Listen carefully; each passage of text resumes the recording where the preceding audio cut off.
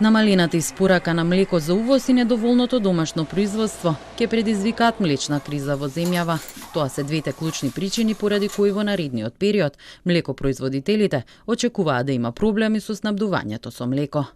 Со намалувањето на цената на откупната цена на млекото, поголемиот дел на фармерите размислуваат за откажување тие средните фармери и мислам дека се последната генерација која се занимава со млекопроизводство. И премиерот Димитар Ковачевски потврди дека е можна криза со снабдувањето на млеко. Се јавува недостаток во одредени региони во светот на млеко, а тоа е секако резултат на војната која што се води во Украина. Од владата велат дека премиерот Ковачевски е во постојани консултации со министерот за земјоделие Љупчо Николовски за тоа кои мерки ќе се преземат. Заинтересираноста за производство на млеко постојано опаѓа, бидејќи државата пред се е фокусирана на увозот на млеко, под изговор дека така е поевтино, вели Зекмани. За тие увози што ги прават на странство, ние си го уништивме нашето производство.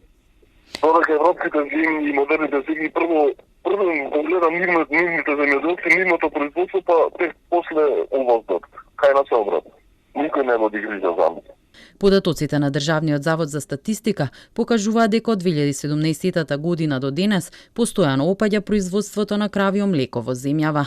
Лани биле произведени околу 324.000 литри кравјо млеко или за 70.000 литри помалку од 2017.